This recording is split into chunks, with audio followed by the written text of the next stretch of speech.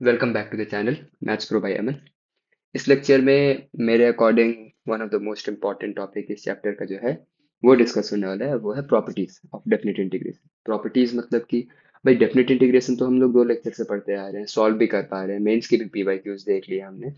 पर तो फिर प्रॉपर्टीज पढ़ने का क्या फायदा? प्रॉपर्टीज से हमारी लाइफ जो है वो ईजी हो जाएगी। ठीक है, आप इसका अंदाजा ऐसे लगा सकते हो कि लिटरली यहाँ पे एक प्रॉपर्टी है जिसका नाम है किंग रूल। ठीक है, मतलब हम लोग पॉपुलरली उसको किंग रूल कहते हैं।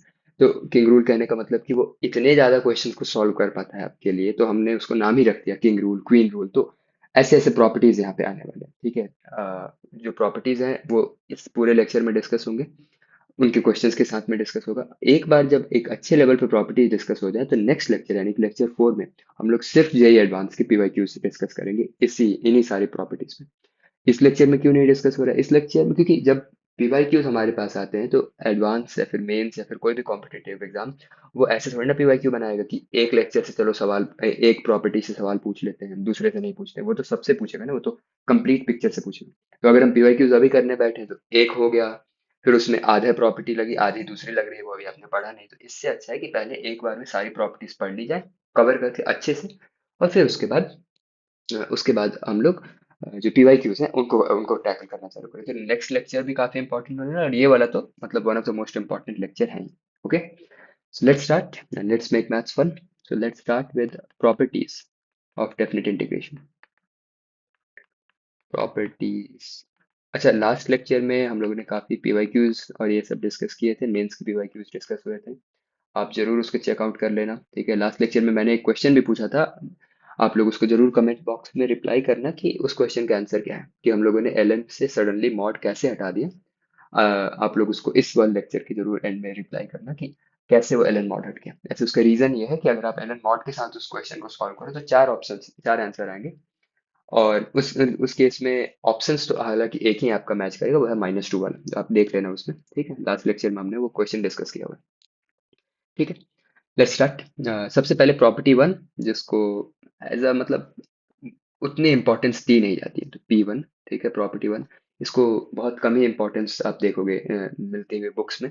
और कहीं कहीं यहाँ तक कि किसी किसी बुक्स में तो आप इसको P0 भी देखोगे, प्रॉपर्टी 0, क्योंकि सही भी है। ऐसा नहीं कि यूजफुल नहीं है, कहीं कहीं क्वेश्चंस में अच्छे खासे मतलब बीच बीच में यूजफुल आ जाता है। और मेनली ये प्रॉपर्टी जो है वो यूजफुल होती है जो बाकी प्रॉपर्टीज है उनके डेरिवेशन, उनके प्रूफ्स के लिए। ठीक है, तो इसीलिए इसको मतलब फर्स्ट प्रॉपर्टी का नाम देते हैं। ठीक है, अब फर्स्ट प्रॉपर्टी कहती क्या है? मान लेते हैं आपके पास एक इंटीग्रल है ए से बी, और आप एक फंक्शन को इंटीग्रेट कर रहे हो। ठीक है, तो आप क्या कर सकते हो कि आप बोल सकते हो ये जो वेरिएबल है, ये जो वेरिएबल है एक्स और ये डी एक्स, यानी कि ये एक फंक्शन है एक्स में और ये इंटीग्रेट हो रहा है एक्स के रिस्पेक्ट में। ठीक है, आप क्या कर सकते हो? आप बोल सकते हो कि नहीं, हम इस फंक्शन को टी वेरिएबल में लेके जाएं और टी के रिस्पेक्ट में इंटीग्रेट करें ए से बी में। आंसर सेम रहेगा। अब आप बोलोगे कि टी ही क्यों, कुछ और क्यों नहीं? अरे कुछ भी, लिमिट सेम रखो। ठीक है, अंदर का जो वेरिएबल है उसको आप चेंज कर दो और उसके रिस्पेक्ट में इंटीग्रेट कर दो, तो आंसर सेम आने वाला है। ठीक है, यानी कि अंदर के वेरिएबल को से फर्क नहीं पड़ने वाला। ठीक है, इसी के लिए कहीं कहीं इसको यह भी बोला जाता है कि चेंजिंग डमी वेरिएबल प्रॉपर्टी, मतलब एक तरीके से वो एक्स को आप डमी वेरिएबल समझ सकते हो। ठीक है, जैसे कि यहाँ पे आप इसको ऐसे लिख सकते हो F of T D T. मेरा कहने का मतलब यह है कि अगर ये आंसर, अगर F of x d x 7 दे रहा है तो ये भी 7 ही देगा। अगर ये आंसर 10 आ रहा है तो ऐसे करने पे भी 10 ही आएगा, आंसर नहीं बदलेगा अगर आप डमी वेरिएबल को चेंज कर दो। ठीक है, आप ऐसे बदल लो या फिर आप इसको a to b f of y d y कर लो, जैसे करना है करो। ठीक है, जैसे करना है करो। बात यह है कि अगर आप डमी वेरिएबल चेंज करो, अच्छा ये नॉनसेंस नहीं चलेगा, फिर अब बहुत सातिरबाजी इसमें भी चलने लगती है।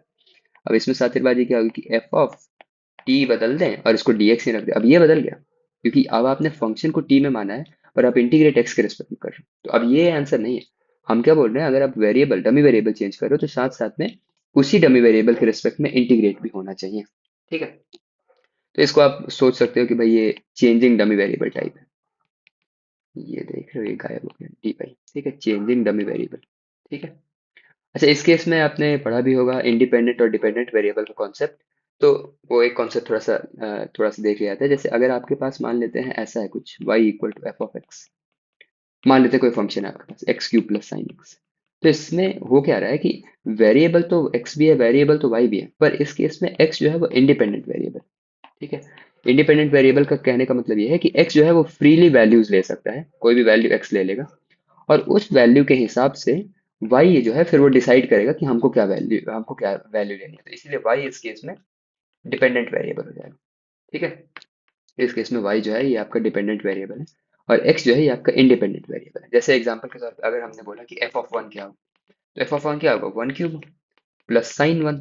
ठीक है, यानी कि वन प्लस साइन वन, और ये वैल्यू है y की। तो देख रहे हो आप, x के वन होने पे y जो है वो पूरी तरीके से डिपेंड कर रहा है कि x की वैल्यू क्या है। ठीक है। तो ऐसे केस में इसको इंडिपेंडेंट वेरिएबल कहते हैं। तो भाई ये x जो है ये इंडिपेंडेंट है कि डिपेंडेंट है, ये है आपका इनपुट वाला इंडिपेंडेंट वेरिएबल। और ये जो पूरी मशीन है, फंक्शन जो है ये मशीन की तरह काम करता है, ये जो पूरी मशीन है ये है आपका डिपेंडेंट वेरिएबल। ठीक है। आई होप आपको ये समझ में आ गया। ठीक है। अब इंडिपेंडेंट वेरिएबल को ही इस केस में हम डमी वेरिएबल भी यहाँ पे कह रहे हैं। ठीक है। एग्जाम्पल में अगर आपको देखना है कि भाई इसका एग्जाम्पल, पहले एग्जाम्पल देख लेते हैं फिर प्रूफ देखें। तो एग्जाम्पल क्या है, जैसे मान लेते हैं अगर आपसे हमने ये बोला कि इंटीग्रेट कर दो वन से टू में एक्स स्क्वायर डी एक्स को, तो आपको पता ही है भाई कोई हार्ड थोड़ी ना, एक्स स्क्वायर का इंटीग्रल आएगा x cube by three, one से टू।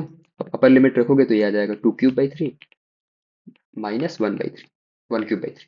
अब ये आएगा eight by three minus one by three, ये आपको पता ही है कि भाई ये आता है सेवन बाई थ्री। अब हमारा कहना यह है कि यहाँ पे आप किस फंक्शन को इंटीग्रेट कर रहे हो, एक्स स्क्वायर को ना। आपने एक्स स्क्वायर को इंटीग्रेट किया, यानी कि ये है आपका फंक्शन। हमारा कहना है कि आप लिमिट सेम रखो। ठीक है। एक्स स्क्वायर की जगह पे आप एफ ऑफ एक्स की जगह पे आप एफ ऑफ टी कर लो और डी टी कर लो। इसका मतलब इंटीग्रल वन से two t square d t कर लो। अगर आप ऐसे भी कर दो, यानी कि अगर आप उस वेरिएबल को एक्स स्क्वायर की जगह पे टी स्क्वायर कर दो, बाहर भी डी टी कर दो डी एक्स की जगह पे, तो अब क्या आएगा भाई, टी क्यूब बाई थ्री आएगी। अब ये तो इसीलिए इसको ज्यादा ही इस प्रॉपर्टी को कोई हवा नहीं देता, मतलब कोई ज्यादा इस पे ध्यान नहीं देता, क्योंकि भाई ऐसे ध्यान से देखा जाए तो हाँ, ऑब्वियसली वेरिएबल चेंज हुआ तो ऑब्वियसली आंसर सेम ही होगा, मतलब क्योंकि लिमिट है ना, ये तो डेफिनेट इंटीग्रल है। डेफिनेट इंटीग्रल में तो फाइनाइट एक मतलब एक एग्जैक्ट आंसर आ रहा है। ठीक है, एक एग्जैक्ट आंसर यहाँ पे भी आ रहा है और वही एग्जैक्ट आंसर यहाँ पे भी आ रहा है। आप वेरिएबल चेंज कर रहे हो, पर आपने अरेंजमेंट ऐसे चेंज किया है कि वो आंसर जो है इंटीग्रल का अंदर का पार्ट जो है कैलकुलेशन पार्ट वो सब सेम ही है। ठीक है। इसीलिए इसको ऐसे कर सकते हैं। अब आप और जैसे दूसरा जुगाड़ लगा सकते हो, जैसे अगर आपको मान लेते हैं जीरो से पाई बाई टू में cos x को इंटीग्रेट करना है, या फिर जीरो से पाई बाई टू में cos t को इंटीग्रेट करना है, या फिर जीरो से पाई बाई टू में cos z dz को इंटीग्रेट करना है, कोई फर्क नहीं पड़ेगा, या फिर जीरो से पाई बाई टू में cos अल्फा डी अल्फा को इंटीग्रेट करना है, बात सब में सेम है। ये सब एंगल है, ये अंदर वाले एंगल है। ठीक है। ये वाले एंगल है, सबके आंसर सेम आने वाले हैं। सबके आंसर आने क्या वाले हैं, जैसे हम यहाँ से निकाल लेते हैं, इस वाले पार्ट से निकाल लेते हैं, तो कॉस का इंटीग्रल क्या होता है। अब फिर वहीं आप कंफ्यूज अगर हो रहे हो कि कॉस में माइनस साइन है कि प्लस साइन है, जो लिख रहे हैं हमने फर्स्ट लेक्चर में बताया था, जो हम लिख रहे हैं उसको एक बार डिफरेंशिएट करके चेक कर लें कि जो हम लिख रहे हैं वो सही है कि नहीं। ठीक है। तो कॉस का इंटीग्रल तो साइन एक्स होता है, क्योंकि अगर आप साइन एक्स को डिफरेंशिएट करो तो कॉस आता है। ठीक है। और फिर ये क्या है, जीरो से पाई बाई टू। एक बार आप अपर लिमिट रखो तो ये आ गया साइन पाई बाई टू, फिर आप लोअर लिमिट रखो तो ये आ गया साइन जीरो, ये आ गया वन माइनस जीरो यानी कि वन। ठीक है। तो इन सारे आंसर, ये सारे आंसर, ये भी वन हो जाएगा, फिर ये भी वन हो जाएगा, फिर ये भी वन हो जाएगा, फिर क्योंकि आपने सिर्फ डमी वेरिएबल चेंज किया है। ठीक है। क्योंकि आपने सिर्फ डमी वेरिएबल चेंज किया है, कुछ आपने फंक्शन नहीं चेंज किया, सिर्फ फंक्शन का जो डमी वेरिएबल है या फिर इंडिपेंडेंट वेरिएबल है उसको चेंज किया, लिमिट्स इत्यादि सब कुछ सेम रखा है, तो आंसर आपका नहीं बदलने वाला है। ठीक है, आंसर आपका सेम ही रहने वाला है। ठीक है। तो ये है फर्स्ट प्रॉपर्टी, चेंजिंग वेरिएबल की। अगर आप सोच रहे हो कि भाई इसका प्रूफ कैसे होगा, तो प्रूफ भी काफी सिंपल है, कोई प्रूफ इसका डेंजरस थोड़ी ना है। मान लेते हैं कि ओरिजिनल इंटीग्रल आई है, जिसको आप ए से b f of x d x बोल रहे हो। सब्स्टिट्यूशन तो अलाउड ही है, नॉर्मली सब्स्टिट्यूशन तो अलाउड ही है, आप कुछ भी सब्स्टिट्यूट कर सकते हो, कुछ लॉजिकल सब्स्टिट्यूट कर सकते हो। तो आप ऐसा करो कि put x equal to t कर दो। ठीक है। एक्स इक्वल टू टी कर दो आप, तो एक्स इक्वल टू जब टी करोगे और इसको दोनों साइड डिफरेंशिएट कर दो, तो यहाँ पे आपको पता है इंडेफिनिट का ट्रिक है कि फिर आप इस केस में क्या करोगे, differentiate both sides with respect to x. ठीक है। अगर आप ऐसा करते हो तो लेफ्ट साइड में क्या आ जाएगा, d x by d x, right side में क्या आ जाएगी, d t by d x. D x by d x की वैल्यू हो जाएगा one, one equal to d t by d x, यानी कि इस केस में जानबूझ के हमने ये पहले ही बार लिखा है ताकि आगे वाले में आपको डाउट ना हो कि ये एग्जैक्ट हो क्या रहा है, क्योंकि आगे वाले में फिर हम यहाँ से सीधे ये स्टेप लिखेंगे, सॉरी यहाँ से सीधे ये स्टेप लिखेंगे। ठीक है। तो आपको आइडिया क्लियर होना चाहिए, या फिर ये स्टेप लिखेंगे तो आपको आइडिया क्लियर होना चाहिए कि ये दोनों स्टेप पैरेलली में हुए कैसे। ठीक है। तो भाई अगर हम इस इंटीग्रल पे ओरिजिनली जाए तो अब क्या हो जाएगा, अच्छा लिमिट भी चेंज करनी पड़ेगी, तो लिमिट चेंज कर लेते हैं। जब एक्स ए है सब्स्टिट्यूशन में लिमिट चेंज होता है, फर्स्ट लेक्चर में हमने बताया भी था। जब एक्स ए है तो टी बराबर एक्स बराबर ए है, यानी कि लोअर लिमिट टी में भी ए ही है, ठीक है। और जब एक्स बी है तो फिर टी बराबर एक्स बराबर बी है, ठीक है। तो अब ये इंटीग्रल चेंज होके क्या बन गया, अगर आप इस इंटीग्रल को चेंज करके फिर क्या बन गया भाई, ये इंटीग्रल बन गया आई इक्वल टू इंटीग्रल ए से बी ही लिमिट रह गई, पर अब टी की आ रही है, और एफ ऑफ एक्स की जगह पे अब एफ ऑफ टी हो गया है, और डी एक्स की जगह पे डी टी हो गया। तो भाई क्योंकि दोनों साइड ये वे पार्ट सेम ही है, आई और आई, तो भाई आई और आई तो हमेशा बराबर है ही, तो बस हो गया, इसका मतलब प्रूफ हो गया। ये एलएचएस आप, ये एलएचएस था आपका, ये आपका एलएचएस है, और ये आपका आरएचएस है। तो एलएचएस और आरएचएस बराबर है क्योंकि आई बराबर आई है, LHS equal to RHS, hence proved. इसीलिए डमी वेरिएबल का ये कॉन्सेप्ट जो है वो सही है, गलत नहीं है। आई होप ये आपको समझ में आ गया, ठीक है। इस पे भी क्वेश्चन है, कुछ कुछ क्वेश्चन अच्छे हैं। पहले हम लोग सारे प्रॉपर्टीज को एक बार देख लेते हैं, फिर उसके बाद इस पे क्वेश्चन करते हैं, ठीक है। अच्छा, कहीं पे भी आपको डाउट हो किसी भी एक पर्टिकुलर पॉइंट पे, तो आप जरूर उसको डाउट को जो है वो अपना क्लियर कर लेना कमेंट सेक्शन में मैसेज करके, कि कैसे, कौन सी प्रॉपर्टीज कहाँ पे। ऐसे तो हम पूरे लेक्चर को ऐसे एक फ्लो में बनाए ही हैं, डिजाइन ही ऐसी हुई है कि आपको कोई भी डाउट ना आए, पर फिर भी अगर आपको कोई भी डाउट कहीं पे भी आ रहे हैं तो आप बिल्कुल बेझिझक होकर हमसे पूछ लेना, ठीक है। सेकंड प्रॉपर्टी, यहाँ से थोड़ी थोड़ी जैसे जैसे, अच्छा, जैसे जैसे प्रॉपर्टीज डिस्कस होते जा रहे हैं डिस्कशन में, P1 P2 P3 P4, वैसे वैसे इनके इंपॉर्टेंस भी बढ़ते जाएंगे जनरली, ठीक है। जैसे P1 से ज्यादा जरूरी P2 है, ठीक है, प्रॉपर्टी 1 से ज्यादा जरूरी प्रॉपर्टी 2 है।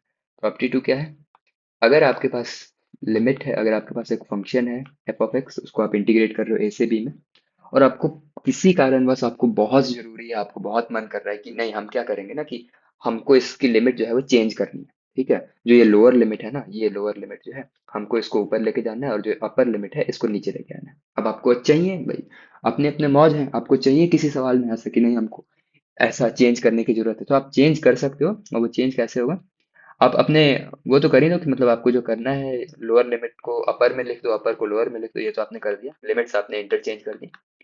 पर बस एक चीज आपको ध्यान में रखना पड़ेगा, वो है माइनस साइन। एक माइनस बाहर आ जाएगा, उसके बाद आप इसको चेंज कर सकते हो, ठीक है, उसके बाद आप इस लिमिट्स को चेंज कर सकते हो, ठीक है।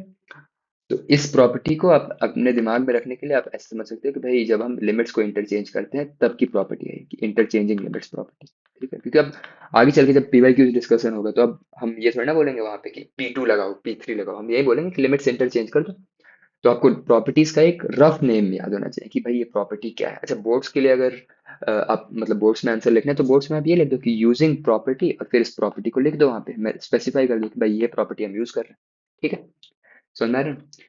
अच्छा, एक और चीज है कि इस पे अगर फिर से प्रॉपर्टी 2 लगाई जाए, इसको अगर फिर से इंटरचेंज किया जाए, तो अब क्या होगा, minus of minus integral a to b f of x d x, जो कि सही भी है, उल्टे का उल्टा सीधा होता है। अरे ये तो गायब हो गया, क्या आएगा, minus of minus integral a to b f of x d x, ये माइनस से ये माइनस कटा तो ये क्या आ जाएगा, integral a to b f of x d x. ये तो फील भी आ रहा है, अगर आप इसका उल्टा किया तो माइनस आया, उस उल्टे का उल्टा किया तो भाई ऑब्वियसली फिर उल्टे का उल्टा तो सीधा होगा। आपने ये लाइन ली, इसको पलट दिया, और तो फिर कुछ ऐसा आया और फिर उसको पलट दिया, ऑब्वियसली यही चीज फिर से आ गई, ठीक है।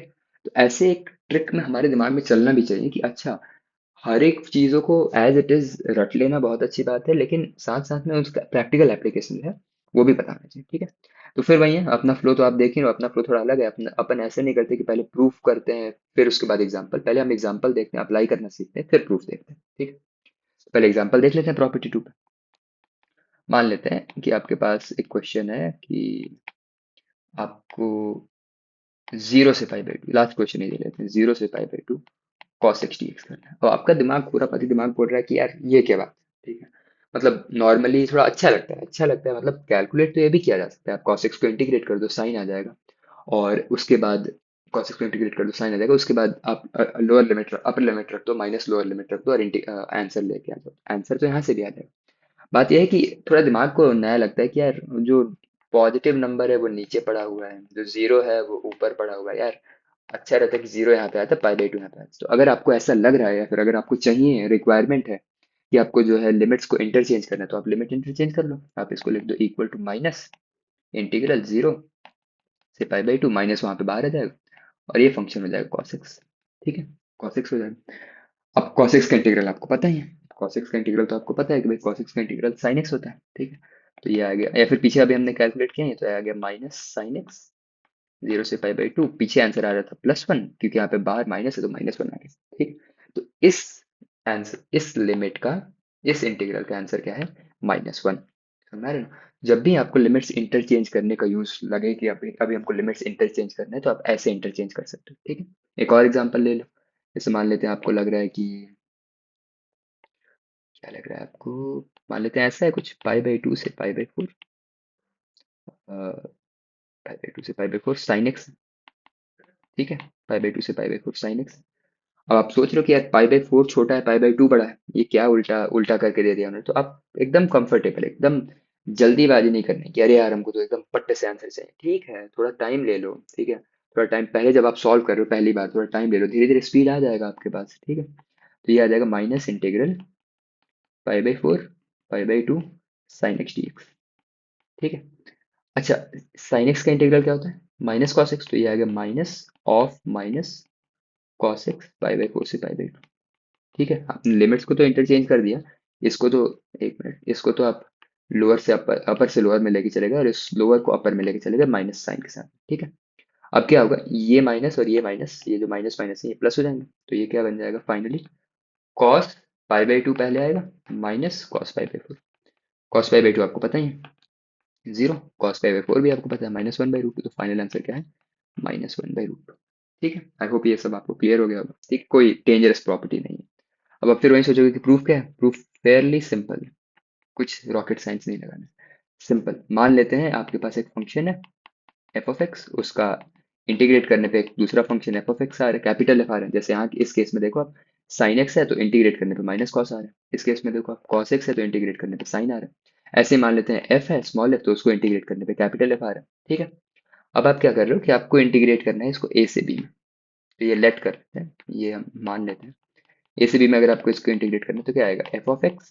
सी लिखने की तो जरूरत है नहीं, सी तो कैंसिल हो जाता है, लेक्चर 1 में हमने बता दिया ये बात। तो ये क्या आ जाएगा, upper limit minus lower limit f(b) minus f(a)। ठीक है, अब आप इसमें माइनस कॉमन निकाल लो। तो जैसे आप माइनस कॉमन निकालोगे तो ये क्या लिख सकते हो आप, f(a) माइनस f(b)। अब ध्यान से देखो, ध्यान से देखो, थोड़ा ध्यान से देखना पड़ेगा इसमें कि आपको दिख नहीं रहा है कि अगर हम ये फंक्शन लेते, माइनस को बाहर छोड़ दो, माइनस बाहर, अगर हम ये फंक्शन ले लिए होते b से a f(x) dx, तो इसको इंटीग्रेट करने पे क्या वैल्यू आती, माइनस आपका बाहर रह जाता, इंटीग्रेट करने पे कैपिटल F आता, और लो अपर लिमिट पहले रखा था तो f(a) माइनस f(b)। तो क्या हम इस f(a) माइनस f(b) को ये नहीं लिख सकते?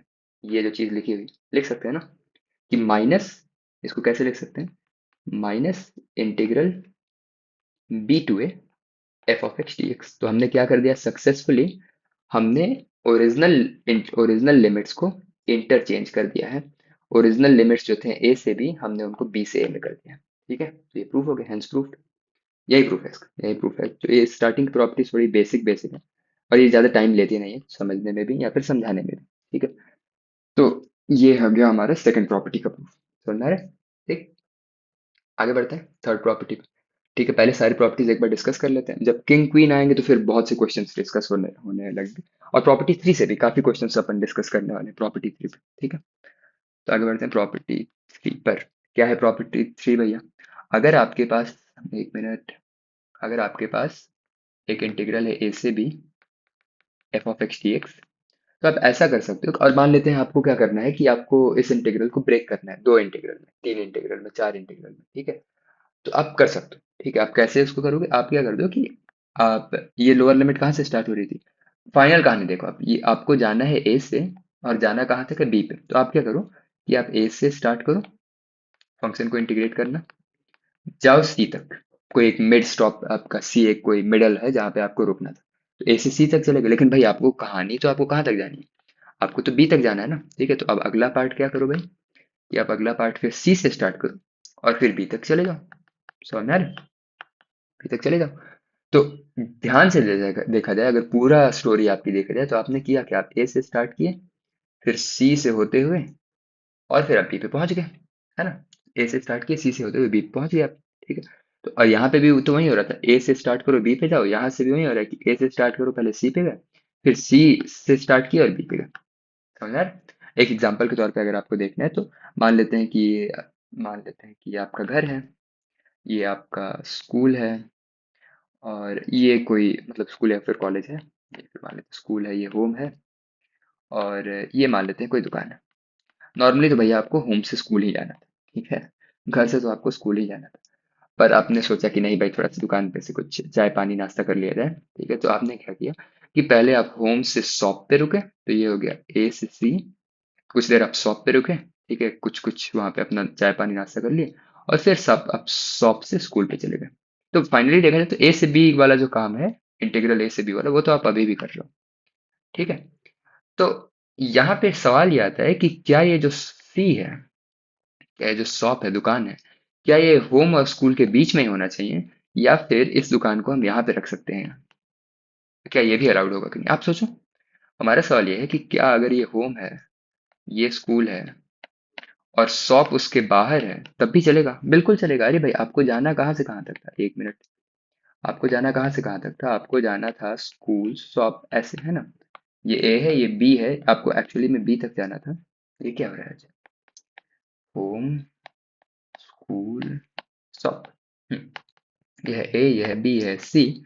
आपको जाना था ए से बी, पर आपने क्या किया, आपने थोड़ा लंबा डिटूर ले लिया, ठीक है। आप पहले ए से सी गए, स्कूल को क्रॉस करते हुए, स्कूल नहीं गए, पहले आप चाय पानी नाश्ता कर लिए, ठीक है, ए से सी पे गए, और फिर शॉप से स्कूल पे आ गए। तो यानी कि अगर ये बाहर भी है, अगर ये शॉप वाली चीज बाहर भी है, ए से बी के अंदर भी नहीं है, तब भी ये पूरे के पूरे काम चल सकता है। यानी कि यहाँ पे ये जो सी है, ये जो आप सी देख रहे हो, ये क्या हो सकता है? कोई भी रियल नंबर हो सकता है। जरूरी नहीं है कि सी जो है वो ए से बी के बीच में ही लाई करे। हालांकि फील तो ऐसे ही आता है, शुरुआत में तो ऐसा ही लगता है हम लोग को कि ए से बी के बीच में लाई करेगा तो काफी अच्छा रहेगा, ठीक है, कि ए से बी में लाई करेगा मस्त, उसके बाद कितना अच्छा रहेगा, पर ऐसा नहीं। ठीक है, ये जो सी है, ये कोई भी रियल नंबर हो सकता है। आप बाहर का भी बाहर की भी कोई एक पॉइंट ले सकते हो, और वहां से भी इस इंटीग्रल को ब्रेक कर सकते हो, ठीक है। अंदर के पॉइंट में ही हम लोग नॉर्मली ब्रेक करते हैं, पर आप बाहर का भी ले सकते हो, ठीक है। फिर अपना वही स्टाइल है, अपना स्टाइल तो अलग है। पहले आप एग्जाम्पल देखेंगे हम लोग, तो पहले इसके एग्जाम्पल्स काफी देंगे, तो काफी क्वेश्चंस हम लोग सॉल्व करेंगे इस पे, ठीक है। फिर उसके बाद आगे चल के हम इस पे मतलब इसका प्रूफ देखेंगे, ठीक है। तो पहले क्वेश्चंस देखते हैं। सबसे पहला क्वेश्चन, इजी क्वेश्चन से स्टार्ट करते हैं। मान लेते हैं आपके पास है -2 से 2। पहले नंबर ले लें, पहले क्या लिया जाए, पहले अगर कैसे आपको इजीली समझ में आया, एक्स डी एक्स ज्यादा आसान है, ठीक है, मॉड एक्स से स्टार्ट करते हैं, ठीक है, मॉड एक्स डी एक्स से स्टार्ट करते हैं। मान लेते हैं आपके पास ये फंक्शन है। अब आप बोलोगे अरे यार, ये तो पहले भी डिस्कस हुआ था। हाँ, डिस्कस हुआ है। पहले कैसे डिस्कस हुआ था?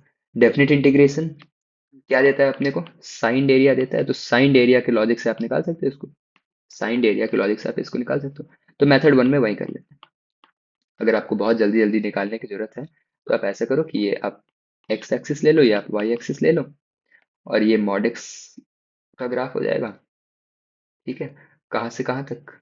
ये है -2, ये है +2, क्योंकि दोनों के दोनों सिमेट्रिक है, मॉड एक्स इवन फंक्शन है, तो ये सिमेट्रिक होगा। ये आप सिमेट्रिक समझ लेना कि ये दोनों एरिया जो है वो सेम है, तो ये एरिया ए है, तो ये भी एरिया ए। तो आपका ये फाइनल आंसर क्या आने वाला है? इंटीग्रल -2 से 2 को आप क्या कर सकते हो, आप 2 इंटू ए मान सकते हो, जहाँ पे ए हम इसको मान रहे हैं, ठीक है। तो ए, यह है एरिया ऑफ ट्राइंगल, तो ये आएगा हाफ इंटू बेस, बेस 2 है, और हाइट कितनी है अपनी? जब आप इस 2 को इस फंक्शन में रखोगे, तो आपको मिलेगा क्या? mod 2, यानी कि हाइट जो है वो 2 है, ठीक है। तो हाइट भी अपने को कितने मिल रही है? 2। तो ये आ गया half into base into height. 2 से 2 कटा, 2 से 2 कैंसिल हुआ ना, ठीक है। तो ये क्या बन गया? 4। ये है मेथड 1। ये इस इंटीग्रल की वैल्यू क्या है? 4 है। लेकिन अब आपको मैथ इससे नहीं, अब आपको ओरिजिनल मेथड से करना है, ठीक है। अब आपको मान लेते हैं कि अब आपको मन कर रहा है कि नहीं, हमको साइंड एरिया से नहीं, अपने को तो एकदम वो एग्जैक्ट इंटीग्रेशन करके दिखाइए कि कैसे ये इंटीग्रेट होता है, ठीक है। कोई हार्ड बात नहीं। पहले आप मॉड एक्स की डेफिनेशन पे जाओ। डेफिनेशन को कभी ना भूलें। मैथ्स की आधे से अधिक प्रॉब्लम जो है वो सॉल्व हो जाए हमारे, अगर हम लोग डेफिनेशन को याद रखे रखें, प्रॉपर्टीज को याद रखे रखें, फॉर्मूला कहाँ पे अप्लाई होता है, क्या कंडीशन है, क्या कंडीशन नहीं है, इन सबको याद रखे रखें, तो आधे से अधिक प्रॉब्लम तो ऐसे ही सॉल्व हो जाता है। हम लोग क्या करते हैं, जल्दीबाजी के चक्कर में डेफिनेशन भूल जाते हैं, तो उससे प्रॉब्लम होता है, ठीक है। तो मॉड एक्स कैसे डिफाइन है? स्टैंडर्ड, कितने साल से तो हम लोग पढ़ते आ रहे हैं, अभी तो फर्स्ट क्लास में पढ़ाया जाता है। अगर आप पॉजिटिव नंबर लेते हो तो एक्स आता है, और अगर आप नेगेटिव नंबर लेते हो तो -x आता है। यही है मॉड का डेफिनेशन, है ना। अगर आप भाई पॉजिटिव mod 5 लोगे तो पहला ब्रांच, mod -5 लोगे तो दूसरा ब्रांच, ऐसे ही mod x डिफाइन है। तो आप देख रहे हो नेचर कहाँ पे चेंज हो रहा है, आप देख रहे हो पॉजिटिव नंबर के लिए या फिर पॉजिटिव और जीरो के लिए ये ये नेचर है मॉड का, माइनस सॉरी प्लस एक्स वाला। और नेगेटिव नेचर के लिए माइनस एक्स का नेचर। तो आप देख रहे हो कि दोनों नेचर ये बदल रहे हैं। तो अब आप बोलोगे कि ठीक है, तो ये प्रॉपर्टी जो है प्रॉपर्टी थ्री, ये अप्लाई कहाँ पे करना है? प्रॉपर्टी थ्री ऐसे क्वेश्चन पे अप्लाई करना है। प्रॉपर्टी थ्री मतलब ये वाली जो प्रॉपर्टी है, ये अपने को ऐसे ही क्वेश्चन पे अप्लाई करना है जहाँ पे नेचर जो है वो चेंज हो रहा है, पीस वाइज फंक्शन है। ठीक है, ये अभी हम नोट में लिखवा भी देंगे कि when to use property three. ठीक है, तो इस केस में हम क्या करते हैं कि इस प्रॉपर्टी को अप्लाई करते हैं। कैसे अप्लाई होगा? -2 से 2 मॉड एक्स डी एक्स, ये अपना पूरा पूरा वो। अब आप क्या करो कि आप देख पा रहे हो कि भाई -2 से 2 में अगर हम नंबर लाइन पे जाएं, तो ये है अपने पास -2, ये है अपने पास 2, और ये है अपने पास 0। आप देख पा रहे हो कि मॉड का बिहेवियर चेंज हो रहा है। आपको दिख रहा है ना, मॉड का बिहेवियर -2 से 0 में चेंज हो रहा है और 0 से 2 में चेंज हो रहा है। -2 से 0 में ये ब्रांच सेलेक्ट होगी और 0 से 2 में ये ब्रांच सेलेक्ट होगी। तो आप देख पा रहे हो कि बिहेवियर चेंज हो रहा है। तो instead of going from home to school, अब आप क्या करो, आप शॉप पे रुक जाओ कुछ देर। ठीक है, और फिर आप होम से शॉप चले जाओ और शॉप से स्कूल चले जाओ। समझ में आ रहा है? तो वही काम यहाँ पे कर लो कि ये क्या हुआ, instead of going from -2 to 2, we now go from -2 to 0, and then we go from 0 to 2 mod x dx। ठीक है, अब आप बताओ, जीरो से मतलब ये लिमिट जो है, जो पहला इंटीग्रल का लिमिट है, ये पॉजिटिव है कि नेगेटिव है? ये वाला जो है ये पॉजिटिव है कि नेगेटिव है? ये जो 0 से -2 वाला रीजन है, तो नेगेटिव पार्ट है। और नेगेटिव एक्स में मॉड कैसे ओपन होता है? माइनस के साथ। तो ये माइनस बाहर आया, -2 से 0 x d x, plus positive, ये 0 से 2 वाला पॉजिटिव पार्ट है, 0 से 2 वाला पॉजिटिव पार्ट है, तो 0 से 2 में कैसे ओपन होगा? ऐसे ओपन हो जाएगा। समझ रहे हो? 0 से 2 में प्लस के साथ ओपन होगा। अब आप इसको थोड़ी ना टाइम लेना है, यहाँ पे थोड़ी ना टाइम लेना। -x²/2 रखें, -2 0 रखें, प्लस x²/2 रखें, 0 2 रखें। ठीक है, पहले आप जीरो रखो, जीरो रखोगे तो रखने की जरूरत ही नहीं भाई, जैसे ही आपने जीरो रखा तो वैल्यू जीरो हो जाएगी। फिर माइनस रखोगे, -2 का स्क्वायर, -2 का स्क्वायर +4 होता है। ठीक है, उसमें जल्दीबाजी में इतनी भी जल्दीबाजी नहीं कर देनी है कि सब कुछ एकदम बराबर कर देना है। देखें, देखें क्या बोल रहा हूँ। ये हुआ माइनस, फिर आया 0, फिर आया -2 का स्क्वायर 4/2, प्लस फिर 2 का स्क्वायर/2 -0।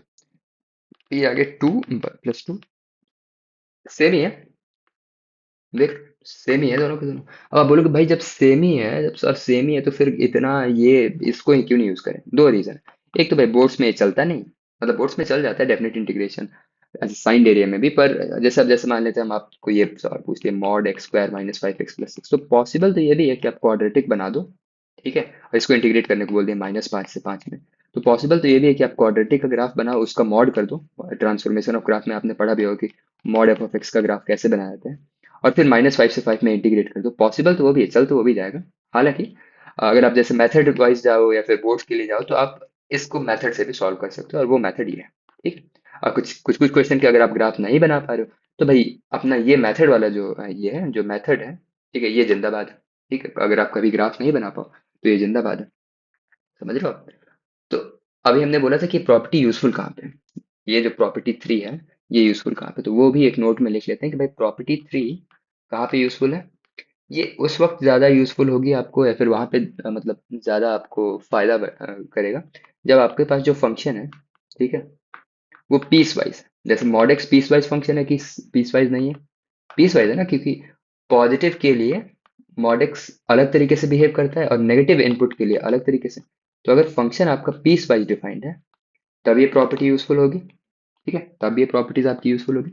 और या तो अगर फंक्शन डिसकंटिन्यूअस है किसी एक पॉइंट पे, अगर फंक्शन डिसकंटिन्यूअस है किसी एक पॉइंट पे, तब ये प्रॉपर्टी यूजफुल होगी। समझ में आ रहा है? डिसकंटिन्यूअस या फिर नॉन डिफरेंशिएबल है और आपको इंटीग्रेट करना ही है, जैसे मॉड के केस में देखो भाई, मॉड केस में डिसकंटिन्यूटी वाला लॉजिक तो नहीं बैठ रहा है, पर नॉन डिफरेंशिएबल वाला लॉजिक तो बैठ रहा है ना। देखो, जीरो पे तो नॉन डिफरेंशिएबल है ना, जीरो पे तो नॉन डिफरेंशिएबल है। तो ऐसे केस में भी हमको कौन सी प्रॉपर्टी यूज करनी चाहिए थी? प्रॉपर्टी थ्री, और हमने वही यूज किया भाई। -2 से 0 पे ब्रेक कर दिया मॉड एक्स को, और फिर अगला क्या ब्रेक किया? 0 से 2 पे ब्रेक कर दिया मॉड एक्स को, प्रॉपर्टी थ्री को यूज करते हुए। ठीक है, तो प्रॉपर्टी थ्री यूजफुल ऐसे जगहों पे होती है। सिर्फ समझ लेना, सिर्फ याद कर लेना कि प्रॉपर्टी थ्री क्या है, ऐसे नहीं करना है। ठीक है, हमको सोचना है कि क्या फंक्शन है, जैसे क्या कहाँ कहाँ आप प्रॉपर्टी थ्री यूज अप्लाई करना चाहोगे, यहाँ पे अप्लाई आप करना चाहोगे कि नहीं करना चाहोगे? नहीं करना चाहोगे?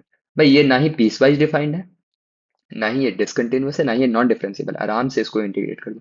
पर यहाँ पे आप करना चाहोगे, ठीक है, यहाँ पे आप करोगे क्योंकि भाई फ्रैक्शनल पार्ट ऑफ एक्स का आपको ग्राफ पता है, ये ऐसे ऐसे डिसकंटिन्यूअस होता है। अब जब ये डिसकंटिन्यूअस है तो आप यहाँ पे प्रॉपर्टी 3 यूज कर लो। आप यहाँ पे करना चाहोगे ग्रेटेस्ट इंटीजर में, क्योंकि आपको पता है कि ये भी डिसकंटिन्यूअस ग्राफ है, ऐसे ऐसे, है ना? तो ध्यान रखना है कि सिर्फ सीख के उसको रट लेना है ऐसा नहीं है, ठीक है? तब तो सवाल अपने से नए नए सवाल कैसे होंगे जब आप सोचोगे नहीं, जब आप इस पे टाइम नहीं दोगे, ठीक है? तो फिर ऐसे कैसे काम चलेगा? देखो जो चीजों पे हमने टाइम दिया हुआ है उनको उनको भूलना भी काफी हार्ड है। जैसे आप टेबल नहीं भूल सकते हो, 7 की टेबल नहीं भूल सकते हो, 8 का टेबल नहीं, क्योंकि आप इतने साल से पढ़ते आ रहे हो। पर मॉड हुआ, कंटिन्यूटी हुई, डिफरेंशिएबिलिटी हुई, ये जो 11th 12th के टॉपिक्स है, इन इनको हम पहली बार पढ़ रहे हैं। अब अगर मैं फिर मतलब मेजोरिटी तो पहली बार ही पढ़ते हैं। अब अगर हमने इनको बहुत बार सोचा नहीं, इन पे बहुत ज्यादा क्वेश्चंस नहीं किए, तो फिर ऐसी कोई जड़ी बूटी थोड़ी ना है कि आप गए और फिर उस जड़ी बूटी को पी लिया और फिर उसके बाद आपके फुल में फुल आने लगे टेस्ट में, या फिर एकदम आपके मार्क्स बढ़ गए, ऐसा कुछ नहीं।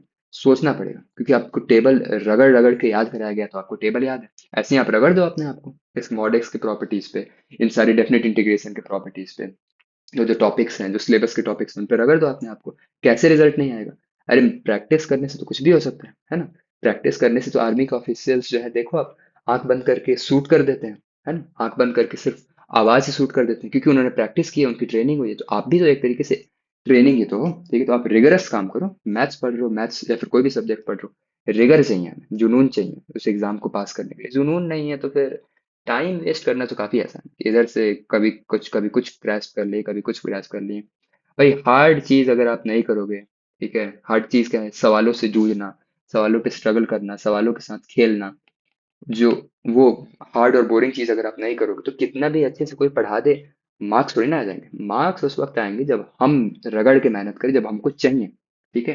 जब हमको वो चीज चाहिए तब जाके मार्क्स आएंगे, ठीक है?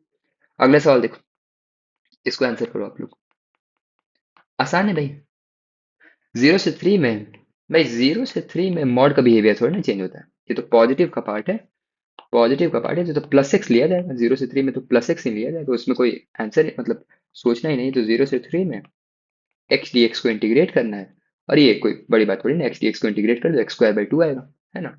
सीधे x² by 2 में अब लिमिट रखो, 9/2 है फाइनल आंसर, ठीक? तो ये सब कुछ कुछ आसान आसान सवाल है, और जैसे आप खेलने के लिए तो ऐसे भी खेल लो, ठीक है? ये आप लोग के लिए 1 से 4 मॉड एक्स डी एक्स, तो आप लोग इसको करते रहना। अभी ये सब थोड़ी ना डिस्कस करेंगे, ठीक है?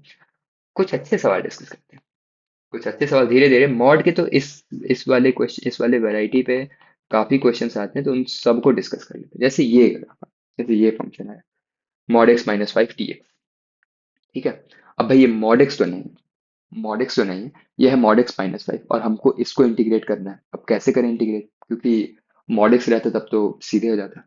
दो तरीके फिर इसमें भी हैं, इसमें भी दो तरीके हैं। क्या दो तरीके हैं? या तो आप एक ग्राफ बना लो, ठीक है भाई, मेथड 1, या तो आप इसका ग्राफ बना लो, समझ रहे हो? और अगर आप ग्राफ नहीं बनाना चाहते हो तो फिर प्रॉपर्टी से जाओ, ठीक है? तो पहले ग्राफ वाला मेथड देख लेते हैं, ठीक है? ग्राफिकल मेथड हमारे पास हमेशा होना चाहिए। तो मॉड एक्स माइनस 5 का ग्राफ कैसा होता है? ट्रांसफॉर्मेशन ऑफ ग्राफ में पढ़ा ही जाता है कि अगर आपके पास एक फंक्शन है एफ ऑफ एक्स, और अगर आपको ड्रॉ करना है एफ ऑफ एक्स माइनस है या फिर एफ ऑफ एक्स प्लस है, तो वो ए यूनिट या तो लेफ्ट की ओर शिफ्ट होगा या तो राइट की ओर शिफ्ट होगा। अब आप अगर कंफ्यूज हो जाते हो कि लेफ्ट की ओर शिफ्ट हो रहा है कि राइट की ओर शिफ्ट हो रहा है, ऐसे करो, ये जो एक्स माइनस 5 है ना, जो अंदर का इनपुट है, उसको आप जीरो कर दो, तो आएगा क्या? x बराबर 5। तो जो ग्राफ है मॉड एक्स का जीरो पे, जीरो पर, उसको आप x इक्वल टू 5 पे बना दो, x इक्वल टू 5 पर बना दो, ठीक है? अगर आप वो भूल जाते हो कि कब लेफ्ट शिफ्ट करना है, कब राइट शिफ्ट करना है, तो आप ऐसे समझ लो, मॉड एक्स माइनस 5 में जो घटना जीरो पे घट रही थी, अब वो 5 पे घटा दो, ठीक? तो घटा दो, ये है 5,0। मॉड एक्स का ग्राफ तो ऐसा होता है। तो भाई आपको दिख ही रहा है, आंखों से दिख रहा है, कुछ कुछ चीजें तो प्रत्यक्ष को प्रमाण के है ना? आंखों से दिख रहा है। अरे भाई स्ट्रेट लाइन बना दो, 1 मिनट। अरे यार, देख रहे हो, टेक्नोलॉजी होने के बाद भी एक स्ट्रेट लाइन बनाने नहीं आया, तो अब मान लेना कि ये स्ट्रेट, ठीक है?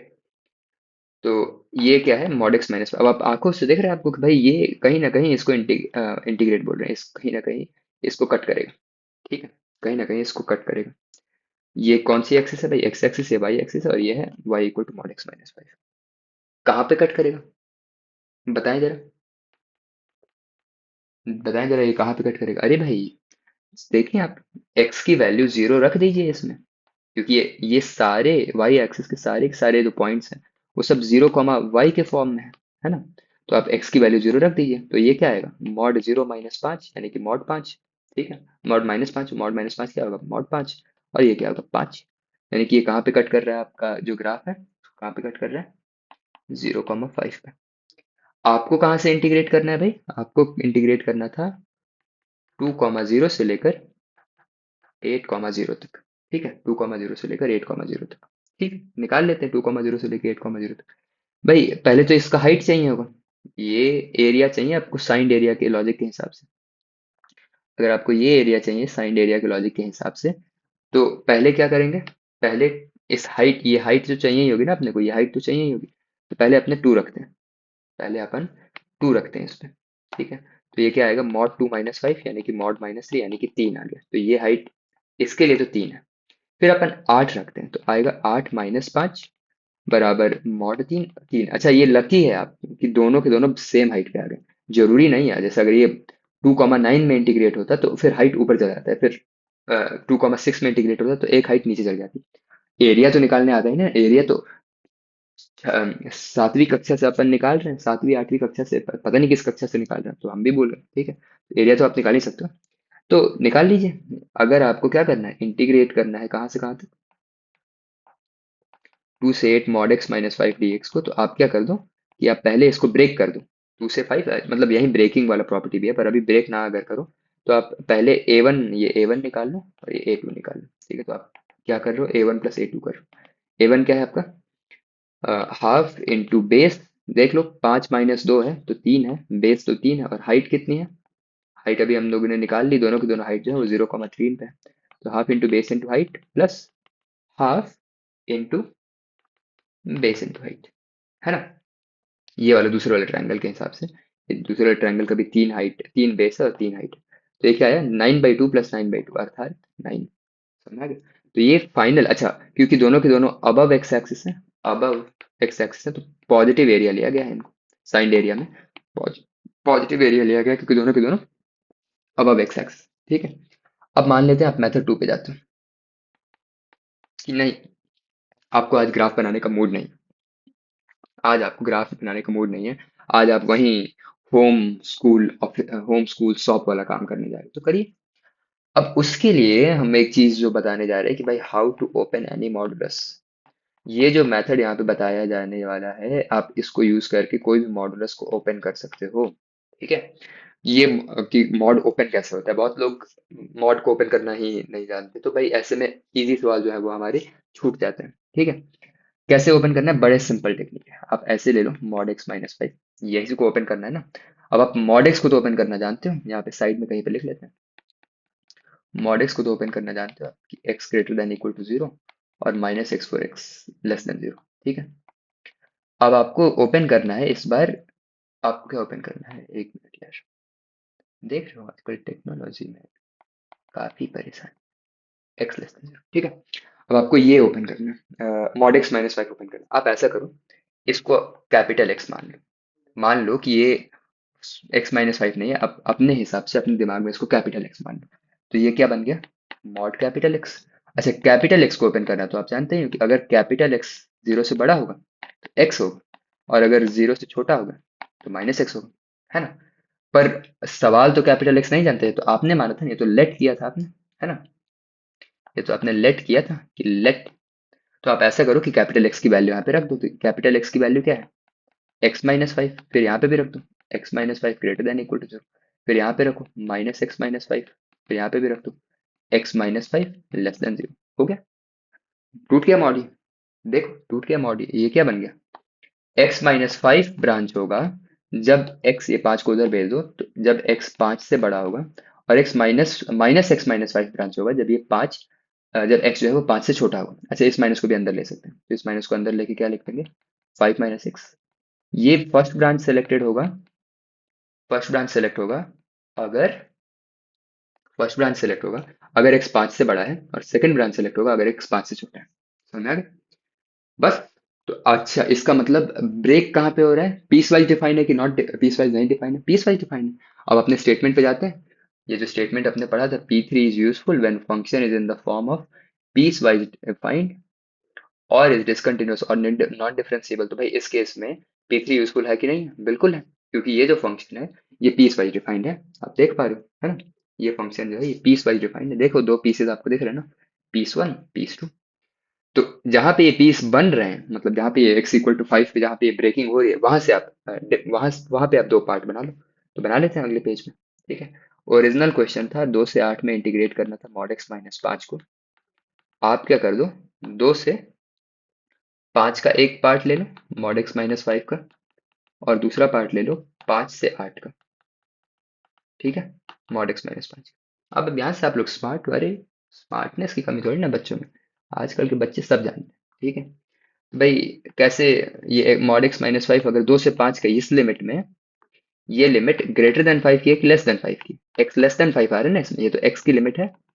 भाई एक्स लेस देन 5 है तो पहला ब्रांच सेलेक्ट होगा कि दूसरा ब्रांच? दूसरा ब्रांच है। दूसरा ब्रांच में वैल्यू क्या आ रही थी? पीछे पीछे देख लो आप, दूसरे ब्रांच में वैल्यू क्या है? 5 - x। यानी कि इस केस में 5 - x से ओपन होगा मॉड, और इस केस में 5 से 8, 5 से 8 का जो ये है, ये क्या है? X greater than equal to 5 वाला ब्रांच है, यानी कि इस केस में कौन सा ब्रांच सेलेक्ट होगा? x - 5 वाला। बस सेलेक्ट कर लो, ये ब्रांच सेलेक्ट कर लो आप, x - 5 dx। यहाँ पे आप कैलकुलेट कर लो। ठीक है, कैलकुलेट कैसे करना है, पट्टे से जल्दी जल्दी कर लेना। ये आ गया 5x, कहाँ से कहाँ तक? 2 से 5। ये आ गया x² बाई 2, कहाँ से कहाँ तक? सॉरी हाँ, 2 से 5 प्लस ये आ गया x² बाई 2, कहाँ से कहाँ तक? 8 से 5। ये आ गया 5x, कहाँ से कहाँ तक? 8 से 5। ये देखो आप, 5x है, 5 कॉमन निकला, x की अपर लिमिट 5, 5 - 2 यानी कि 3, 5 × 3 यानी कि 15। तो ये वैल्यू आ गई 15। फिर ये वैल्यू भी कितनी आ गई? 15 ही आई भाई, ये भी 15 ही आई। क्यों? कैसे पता? इतना श्योरिटी से कैसे पता? देखो 5 बाहर आया, और इंटरवल का लेंथ तो अभी भी 3 ही है ना, तो ये तो 15 ही हो गया। ठीक है, तो ये 15 हो गया। तो ये 15 से ये 15 तो कट गया। अब ये क्या बना? x 25/2 प्लस 4/2, 8 का ये 64/2 माइनस 25/2। ठीक है जी, कुछ तो गलत हुआ है? नहीं, कुछ गलत नहीं हुआ। ठीक है, निकाल लेते हैं क्या आएगा। ये आएगा 68/2 -50/2। 68/2 कितना होता है? 34। 34 - 25, 9। कैलकुलेशन थोड़ा देखना पड़ता है। तो 34 - 25 9 हो गया। समझ में आ रहा है? देख लीजिए, अब दोनों से आंसर सेम। अब आप बोलोगे कि सर जी यही वाला तो ठीक था, फालतू में क्यों ये दूसरा मेथड लगवा रहे हो आप? अरे पता होना चाहिए, टूल्स होने चाहिए अपने पास, छोटे छोटे काफी से काफी काफी टूल होने चाहिए। एक काम नहीं किया तो दूसरा, दूसरा काम नहीं किया तो तीसरा। आप हमसे पढ़ रहे हो तो सवाल अनसॉल्व नहीं जाना चाहिए, सवाल तो बनना ही चाहिए। अब ऐसा इसका मतलब ये नहीं कि ये कर देना कि 16/64 में 6 6 काट के 1/4 बोल दिया, ऐसे नहीं बना देना सवाल। ठीक है, सवाल लॉजिकल और सही करके बन जाना चाहिए। ठीक है, बन जाना चाहिए। अब उसके लिए टूल्स होने चाहिए अपने पास, और वो टूल्स यहाँ पे हम लोग डिस्कस कर रहे हैं। ठीक है, समझ? ठीक है, आगे बढ़ते हैं। सिक्स प्रॉपर्टी पे चलते हैं। सॉरी, सिक्स प्रॉपर्टी बोल रहे हैं, सिक्स फिफ्थ क्वेश्चन पे चलते हैं। ये क्वेश्चन आप लोग कर लेना फिर, भाई आपकी होमवर्क है ये। -2 से 2 में मॉड एक्स प्लस 2 को इंटीग्रेट करना है। बना ले, कोई हार्ड थोड़ी ना। ठीक। अच्छा, ये तो इजी बन जाएगा। एक मिनट, इसको बस हार्ड कर देते हैं थोड़ा सा। -5 से 5 में मॉड एक्स प्लस 2 को इंटीग्रेट करना है। फिर वही बात है, या तो ग्राफ से कर लेना। देख लेना, अभी आपको बताया था ग्राफ कैसे शिफ्ट होगा। जो घटना x = 0 पे घट रही है उसको x = -2 पे घटा देना, अंदर वाले को 0 के बराबर करके ऐसे आ जाएगा। तो ग्राफ -2 पे बना देना मॉड एक्स का, या तो वैसे कर लो, और या तो ब्रेक कर लो -5 से -2 वैसे करके। ठीक है, दोनों में से आप दोनों मेथड से कर लो, ये आपका होमवर्क, इसको आप कंप्लीट कर लेना। ठीक है, अपने सिक्स क्वेश्चन एक और ले लो। ठीक है, क्योंकि प्रैक्टिस करना तो अच्छा ही है। जल्दी जल्दी, ये सब एक एक सेकंड के सवाल है, सब कोई ज्यादा बड़े सवाल थोड़ी ना। ठीक है, एक क्वेश्चन है जो कि हम बताना चाहेंगे आपको कि आप इसको कैसे करो, और आप लोग इसका आइडिया देना हमको सातवें का। अगर आपके पास ये सवाल आ गया 1 to 4 mod x -1, एक minute, plus mod x minus two plus mod x minus three D x, इसको कैसे किया? अब आप लोग बताओ इसको कैसे किया जाए, क्योंकि यहाँ पे तो भाई तीन मॉड है। या फिर तीन मॉड से पहले एक ऐसा करते हैं कि एक आसान आपको दो मॉड वाला करा देते हैं, ठीक है? या फिर तीन मॉड वाला ही ले लेते हैं, क्या यार, ठीक है, तीन मॉड वाले में भी तो हो ही जाएगा। अब इसके आपके पास तीन मेथड, इसके आपके पास तीन मेथड, मेथड वन क्या होगा आप ही सोचो। मेथड वन तो ये है सबसे आसान जिंदगी कि भाई मॉड एक्स माइनस वन तीन भाग में इसको ब्रेक कर लो, इसी इंटीग्रल को। भाई इंटीग्रल तो ब्रेक हो ही सकता है लिनियरिटी प्रॉपर्टी के हिसाब से, तो इसको तीन इंटीग्रल में ब्रेक कर दो। इसके लिए एरिया निकाल लो, ठीक है? या तो इसके लिए एरिया निकाल लो, इसके लिए एरिया निकाल लो, इसके लिए तो ए वन आ जाएगा, a two total, total a one आ जाएगा, टोटल ए टू आ जाएगा, टोटल ए थ्री आ जाएगा, सबको ऐड कर दो। पहला मेथड कर लेना आप इसको, ठीक है? तो एक ये मेथड है कि सबका एरिया, क्योंकि ये सवाल कैलकुलेटिव थोड़ा लंबा जाएगा, ठीक है? तो आप इसको खुद से करना, अगले वाले सवाल कुछ कुछ अच्छे सवाल हम करा रहे हैं।